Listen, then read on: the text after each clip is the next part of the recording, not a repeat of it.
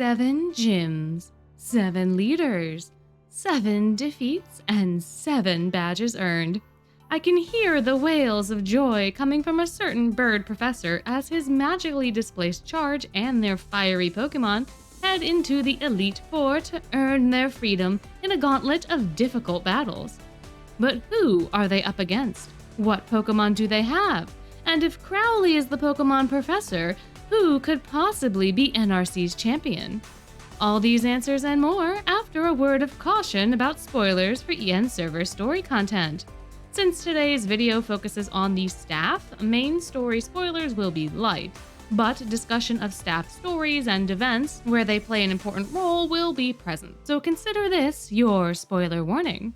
Also, since we're talking about the Elite Four and Champion, the rules regarding teams will follow the conventional standards, with each of the Elite Four members having 5 Pokémon and the Champion having a full team of 6.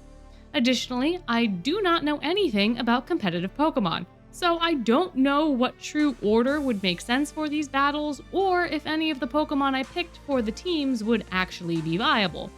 This is just for fun and based off of vibes, so please be aware of that too. Now then, let's discover our very first Elite Four member and their battle-ready buddies. Moses Trein is going to be a normal type trainer because I feel like he understands the power of simplicity. He doesn't strike me as someone who tries to be flashy or stand out, especially not at his age. So normal seemed like the best typing for him. There are a lot of critters in this type that are also easy to care for, and I think that would be a boon for him as well. As for his team, since Lucius in this crossover is an Alolan Meowth, he could not participate in these battles given that he is not a normal type. And realistically, I think Trein would prefer it this way. I really can't see him tossing his precious cat to the wind just to trounce a teenager, so Trein's got 5 other battle-ready buddies backing him up. Diggersby, Staraptor, Parasian, Pyroar, and Sawsbuck. Initially, I had wanted to give him as many cat Pokemon as I could since Trein truly is a cat dad. However, I also feel like his attentiveness to Lucius should be reserved for Lucius. So instead, I tried to pick Pokemon that I think Trein would have picked up for or during his field research days. We don't know the full extent of Trein's travels outside of what he mentions in Glorious Masquerade, but there was certainly a time where he did field research, meaning there was also a time when he traveled around. Given this, it would make sense for Trein to have more practical Pokemon, like a Diggersby. I don't know why exactly, but I think given Trein's academic interests and his historical background, he might have had a stint as an archaeologist or as some form of artifact keeper, cataloger, or what have you. And I think a Bunnelby, later Diggersby, might have been able to help him unearth said artifacts. These Pokemon are not only ones that can be useful in this regard, but I do think that Bunnelby would have been a very conveniently sized partner when Trein was starting out. The smaller size and not as strong ears would have been able to handle some of the more delicate work of unearthing the artifacts, and eventually, when it evolved into a Diggersby, it would be able to help out in larger dig sites with the initial excavation. That's where my mind went anyways with this particular Pokemon. Staraptor is here to be an all-around assist to Trein. If he somehow got trapped somewhere with access to the sky, then Staraptor would be able to fly and get help or potentially even transport Trein out of that type spot. In a dig site scenario, Staraptor would be able to transport objects directly to the museum or transfer messages between locations quickly. Again, it's not the only flying type that could do these things. However, I think its color scheme really resonates with Trein, and its standoffish nature matches him too. Pyroar seems like the type of Pokemon that Trein would pick up during his visit to the Sunset Savannah for research purposes. Perhaps he adopted an orphaned Litleo and this started his obsession with cats. Or perhaps it was an unfortunate encounter where the safest way for Trein to escape was to just catch the Pokemon. I'm not fully sure, but I do think this Pokemon could be used in his travels as a source of fire for camp, and perhaps even a food source as the Pyroar could hunt for the camp and then bring back meals. The more I think about my reasonings for these Pokemon, the more I think I've romanticized Trein's unknown past into an Indiana Jones-esque story, when he very clearly is not that kind of academic. But maybe in the Pokemon universe he would be, so maybe these would make more sense in that context. But stepping away from those possibilities, Sawsbuck would have been a winter form deerling that his wife adopted when it stumbled into their yard without the rest of its herd. I think this Pokemon would have then become an unconventional family pet that his daughters absolutely fell in love with. Over time, it turned into a Sawsbuck, and given the time in which you would presumably be fighting the Elite Four given the timeline of the game, it would also be in its winter form now. I just really like the way that this form looks when it stands next to Trein, and I think him having a couple of dual types makes his fight harder, which it should be since he's in the Elite Four. Persian, or rather a Meowth, I think would have been Trein's wedding gift to his wife, and now that she is gone, it travels with him instead. I've heard whispers on the wind that this was a Nordic tradition for a husband to gift their wife a cat as an offering to Freya, and while Twist has no explained religions, and I don't really know if this is true, I do think that Trein, the stickler for tradition that he is, might embrace this tradition or something along this lines for his marriage. Perhaps it was a nod to the past, perhaps it was his wife's own request. Maybe he was the history nerd and she was the mythology nerd. I don't know. But I think this could be a sweet gesture that somewhat ties to some sort of historical occurrence and thusly ties to our history professor, Trein. So that's his team, and that's why his Pokemon are with him, and hopefully you can defeat him and move on to our second Elite Four member. Next up, we have Crewel, who is our Dark-type trainer. Surprise, surprise. I briefly considered giving him either poison or grass since he is the alchemy professor and extremely good at his job, but the Dark-type Pokemon fit his aesthetic way better, and I think that typing also generically works for him too. He's the only member of staff that we know for sure went to NRC, and as an alumni of this specific school, Dark just seemed to fit so well, especially with his one voice line about his minions or friends. So the team that you will be up against is comprised of Obstagoon, Mightyena, Mabostiff, Houndoom, and Bisharp. When crafting this team, there were two things that were very important: aesthetics and dog, with the only wild card potentially being Bisharp. I think this little guy would be practical for Crewel to have, and it fits the typing, so it earned a spot on the team. Crewel is a fashion designer after all, and crafting wondrous outfits not only requires an exceptionally sharp eye, but sharp scissors too. And Bisharp's got that in its name, no? In a way, this Pokemon is a living pair of scissors, and I think it is more than happy to help Crewel on the battlefield of fashion, cutting down their fabric foes with expert precision. I also think given the general atmosphere of the fashion industry, having this ruthless Pokemon on your side that will do anything to win just seems to vibe with that environment. Obstagoon is here to connect to Crewel's fantastic fashion, as well as his alleged, somewhat delinquent ways. We get to hear a little bit about Crewel's NRC days from some of his joint exam lines, and in those there is a bit of mischief.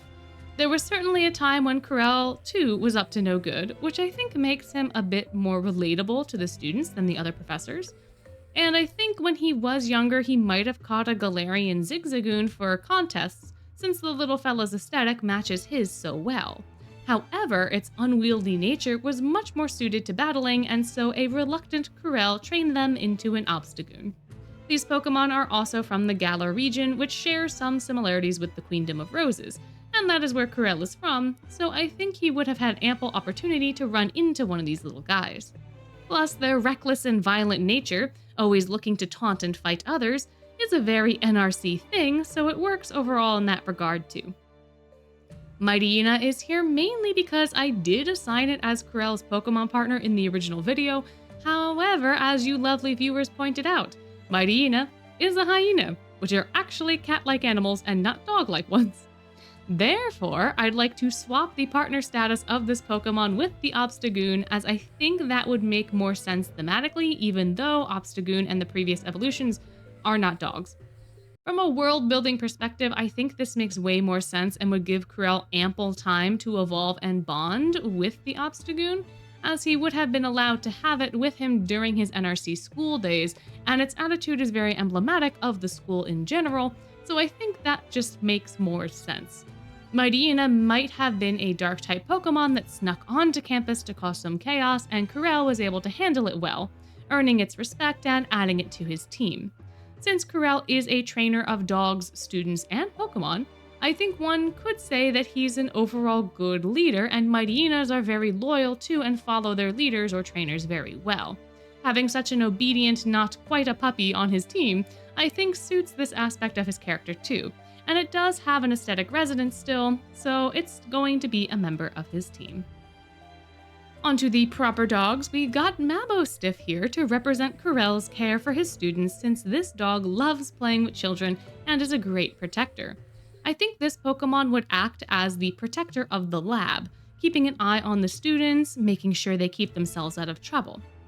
If someone is trying to fleece a poisonous herb, Mabostiff isn't going to let them leave. If they're adding a potentially harmful ingredient to their potion, Mabostiff is grabbing their coattails. And if there is something it sees that it can't handle, it's gonna call Crewel. The gentle nature allows this Pokemon to be one of the more temperate members of Crewel's team, and I think given its loyalty to its trainer, the students aren't able to bribe it with treats like they can with Lucius. Interestingly, Houndoom is here as a dog-flavored tie to Pomfiore, the dorm that Crewel was likely a part of during his NRC days, and even if he wasn't, given how close he is with Vil, this is still a safe correlation. It may seem odd because Houndoom is dark fire, and there are other dark poison-type Pokemon available to make this connection with. However, there is a very curious Dex entry that stood out to me during my research that directly ties Houndoom to poison. The Ultra Sun Dex states that Houndooms spew flames mixed with poison to finish off their opponents. So they're not just spewing fire, they also have some sort of poison, and that's pretty darn hardcore. It also works practically to keep their meals out of the mouths of other Pokemon, because who else is going to be able to eat poisoned barbecue? When it comes to this universe, though, this poisonous capacity I think would have piqued Crewel's scientific interest, and I think that he would have Houndoom to demonstrate such capabilities to his students. Or perhaps even just as a personal supply of a very particular alchemy ingredient. I also think it's nice having another subtyping for Crewel's roster to make it a little bit bulkier, but if that's not enough to stop you, they'll be moving on to our third Elite Four member.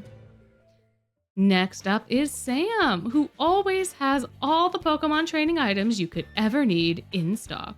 But we're not here to shop today, we're here to battle. And we're up against quite a few of Sam's friends from the other side, since Sam is a Ghost-type trainer. His team for this battle consists of Haunter, Bayonet, Skeledirge, Sableye, and Goldengo, all pals he picked up during his stint as the Shadow Man. Since he doesn't talk about his past, I can't really say for sure that this is how he met these Pokemon, but I can at least give some insight into how Sam and his teammates interact in their day-to-day. Haunter is Sam's partner and the ghost he's been with for the longest. Despite this, I think Sam wouldn't have evolved it yet, or it would have decided not to evolve, since I think Haunters have a little bit more utility than Gengars. Gengars are powerful, but their arms are a little stubby, which can make it a bit more difficult to move certain items around, like large boxes. Since Haunter not only has floating hands, but a floating body, they can go pretty much anywhere and carry pretty much anything, which makes restocking the shop or picking up packages way easier for Sam. I also think its appearance is a little bit more friendly compared to its final evolution, so that also helps when it comes to sales. Speaking of sales, I think Bayonet would have originally started out as a supposedly haunted doll that Sam found on the street and tried to sell during his early bartering days. Perhaps this doll was so offended that it was not only cast aside, but was now a bartering chip, that it was possessed by that grudge and became a Bayonet. Sam then would have smoothed over the selling part before asking the Pokémon if it wanted to join him in its search for revenge. After all, a businessman such as himself travels all over the world, so naturally that would increase the odds of the Bayonet encountering the child who carelessly threw them away, right? The two battled their way across the region, and through that process bonded quite a bit, almost enough for Bayonet to maybe consider giving up its grudge. Next up is Skeledirge, who's got direct ties to the Princess and the Frog given its crocodilian nature, but I think its unique singing voice is what would have appealed to Sam. We know that Sam is musically gifted given the other staff's remarks on his piano playing abilities, so I wanted to give him a Pokémon that could represent or add to this aspect of his character. Huecoco, my beloved, happens to evolve into a ghost type that's not only very strong, but musically gifted too. I think since Sam is a special little bean and he's got quite a bit of pink in his design, he'd also have been lucky enough to encounter a shiny one, and so that's the croc he's got on his team. Speaking of shiny things, I think Sam's Sableye was caught eating some of his more valuable items, given that their diet is mainly gemstones. And since then, it's been paying off its debt by battling with him. I also think these two might have eventually started a symbiotic relationship, where Sableye eats the less valuable gems that Sam might have to buy from his suppliers in order to keep a rapport with them, and Sableye in turn protects the shop from any would-be thieves. I also think the Spooky Dex entries regarding this Pokémon stealing other people's spirits works very well in this regard too. And maybe there are even whispers on NRC's campus that those who steal from Sam's shop get their souls whisked away by this Pokémon. Last but not least is Goldango, who's really just here to flex Sam's wealth. Like, there is no way this guy isn't rolling in it even if he's stationed mainly on Sage's Island. We know from the New Year's events that there are brand branches in other parts of the world, and having a franchise that's successful not only at home but abroad means it's gotta be keeping itself afloat. I can also see Sam picking up a roaming Gimmighoul on his businessman travels, and over time he amassed wealth, and the little Pokémon did too, eventually evolving into a Goldango when both of them were rolling in it. Even though Sam did inherit the family business, I firmly believe that during his Shadowman days he drifted about a little bit here and there. Plus, since the family business is international, he's gotta travel around to maintain his relationship with his various suppliers. But even if Sam's got a good relationship with you, it's not going to be enough to stop their challenging him. And Sam's Pokémon might not be enough to stop theirs. So with the shopkeeper defeated, it's on to our very last Elite Four member. Last up is the infamous Coach Vargas, who of course is a fairy-type trainer.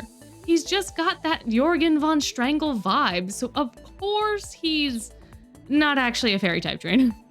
I don't think I could spin Vargas any other way besides fighting, even if he and Jorgen were best buds, but I do think it would be incredibly funny for him to have a full team of little guys for contrast, if nothing else. However, that's my personal desire and has nothing to do with Vargas's actual character, so into the fighting type box he goes.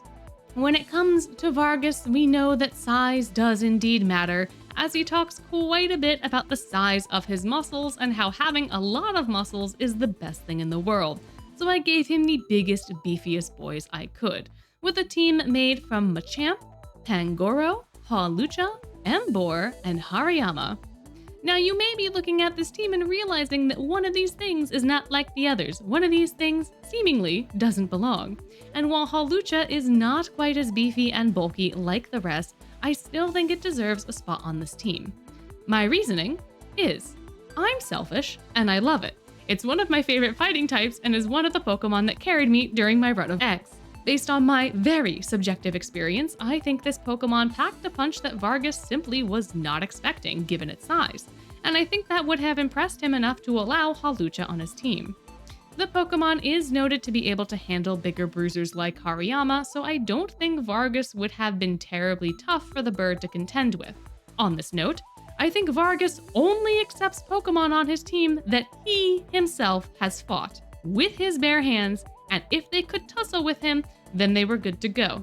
If they faltered, they'd have to try again later, and I think this would be possible given the brute force approach Vargas takes with everything.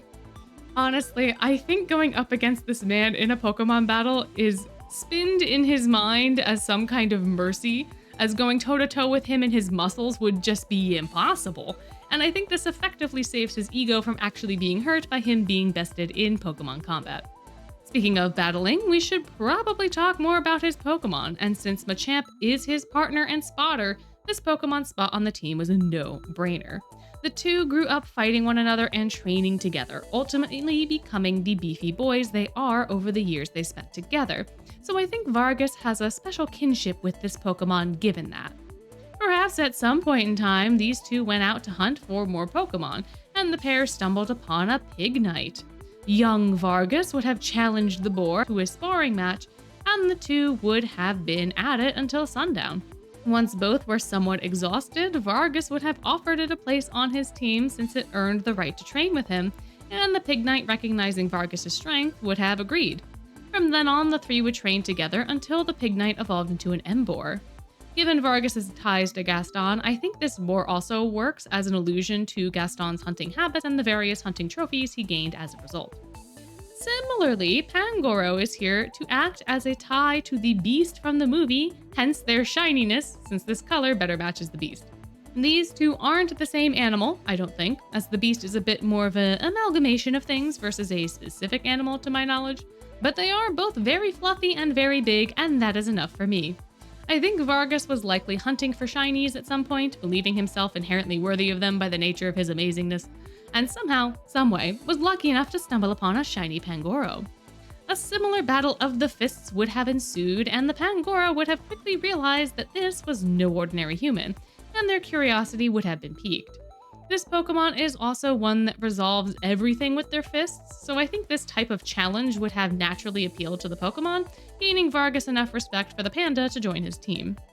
Hariyama would have been Vargas' last pickup simply because this Pokemon loves going toe-to-toe with other large bruisers, and I think it would have seen the team Vargas created as the perfect opportunity to do this. Vargas would have been all too happy to accept the request and eventually, at some point in time, would have joined in the fray himself, surprising the Hariyama.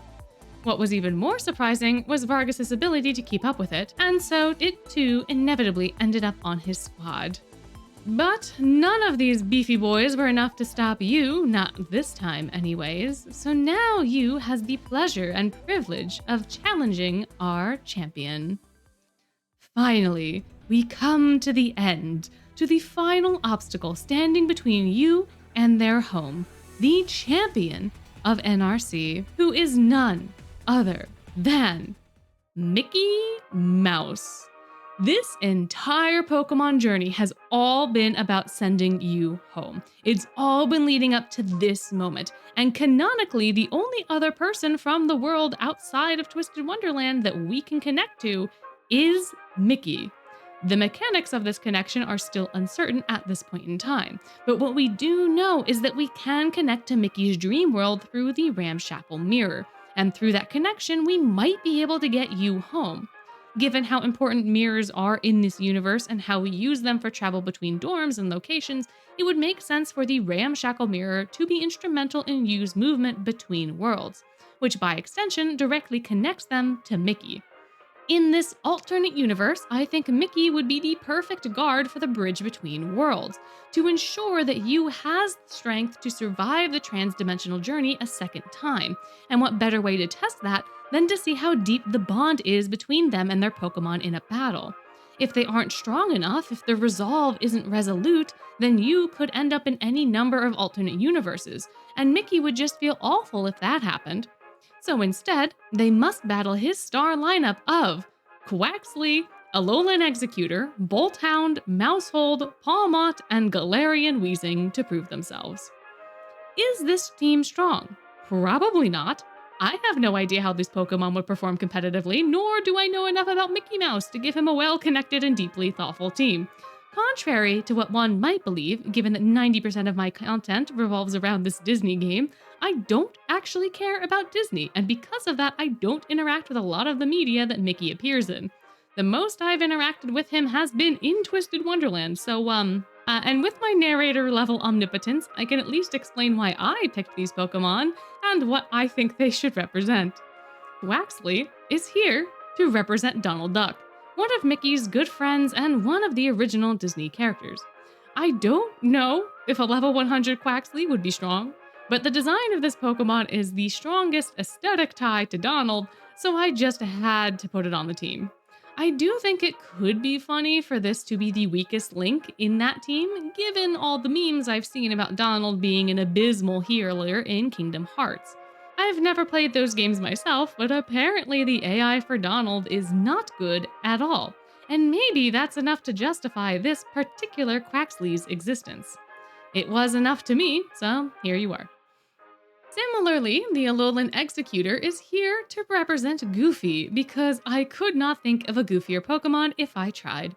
This guy is silly, tall, and might be a good father, so he checks all the boxes I'm aware of to connect these two.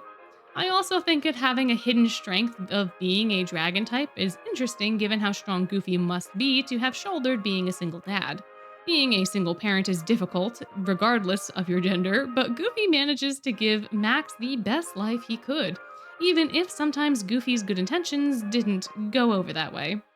I guess this strength isn't specifically a dragon thing, but because the Alolan Executor adapted to its environment, much like how Goofy adapts his communication style to accommodate Max, it was able to awaken this latent power, so I think this aspect of the Pokemon still resonates with Goofy. Another one of Mickey's friends, one might even say his best friend, is Pluto, who I've twisted into a Bolthound for this consideration. I know nothing about Pluto besides that he's an energetic and happy puppy, which seems to be the vibe of Bolthound as well.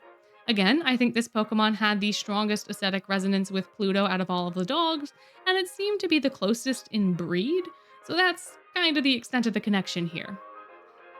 Mousehold is also loosely connected to Mickey, given that they are in fact mice and that have big ears in similar proportions as Mickey Mouse himself. This family could represent Mickey and Minnie, just Minnie, all of the mice across all of the Disney universes. The specifics are a little bit unclear.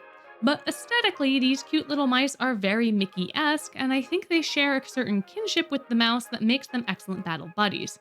Mousehold, to my knowledge, is also really strong, and I think Mickey in games where he is fighting is also pretty strong. Kingdom Hearts comes to mind where Mickey is a king, I think, and he survives a couple different difficult scenarios, so I think this Mousehold connecting to those exploits could also be nice too. Pawmot is here because it is the 923rd Pokemon, and guess what also shares those numbers? Disney, which was founded in 1923. That is the connection. That is as deep as it gets. However, I do think having a fighting subtype is a nice addition to the team, adding another layer of complexity in this wild, Sleeping Beauty-esque team comp concoction. Last but not least is Galarian Weezing, a callback to Mickey's Steamboat days. There isn't a Steamboat Pokemon yet, however, I think the tall smokestacks of Galarian Weezing kind of work to evoke that sort of imagery. They are tall, majestic, and emit a steamy smoke that's probably more akin to smog, given the poison typing. However, they are said to purify the air, so who knows? This Pokemon's specific form is tied to the Industrial Revolution too, which is also, coincidentally, tied to steamboats and steam engines, so it works in that way as well. Now then, whether you and Grim are able to defeat the champion and return home, I'll leave up to you. But I hope that you've enjoyed this wacky little adventure into a Pokemon-flavored alternate universe. It's been real, it's been fun, but now it's done, and I'd like to know your thoughts. Do you think these foes are formidable, or would you have given them different teams? Do you think Mickey deserves to be the champion, or is there another character better suited? Let me know down below, or if comments aren't your thing, you could also let me know with a like or a subscribe. Who knows, one day there might be DLC content for this Pokemon universe, but for now we're gonna leave things here. And as you go, I would just like to remind you that you're amazing, and I hope you have a wonderful day.